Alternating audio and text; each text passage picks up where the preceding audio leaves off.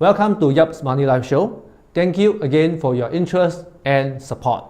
Today, I would like to ask you, do you risk your serious money for good to have money?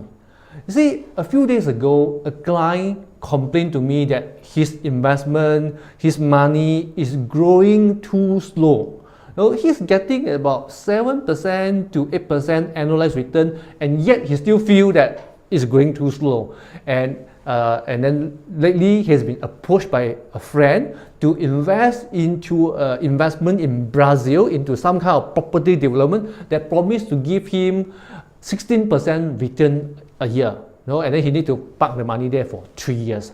So to him, that is like much faster way to grow his money. And then he asked me my opinion. So what I want to do today is to share with you my discussion with him, and hopefully you can learn one point or two from this discussion.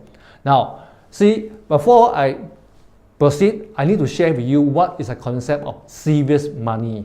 Basically, serious money is the amount of money that one person should have to take care of the major and essential financial goals. For example, money required to fund your children's tertiary education. It could be local university or overseas education. It could be also the money that you need to fund for your medical expenses should some of your family member fall sick. And it could be also, very importantly, the money that you need to fund your retirement lifestyle. So these are all money which is what we call serious money.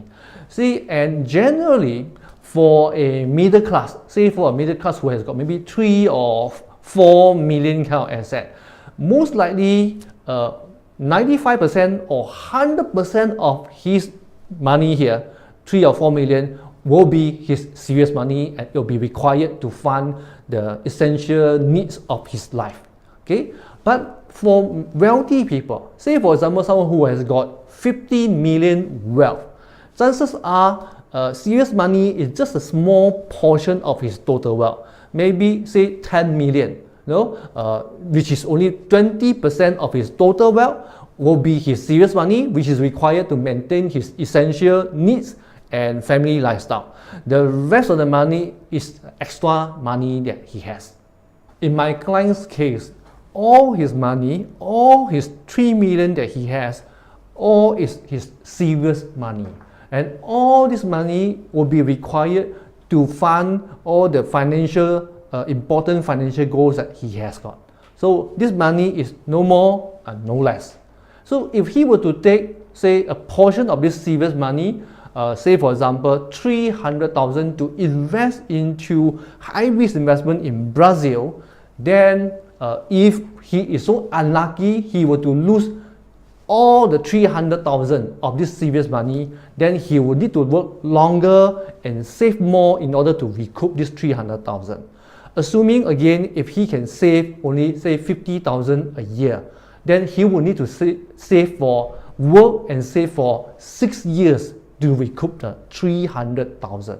So you may say, what if he succeed and he make a gain? So when he succeed, and he gain, he will make extra money, but this is a good to have money for him.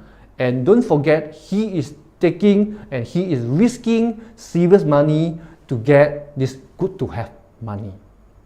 You see, for the wealthy people, they can afford to use the good to have money to chase, to gain or to invest so that they can get good to have money.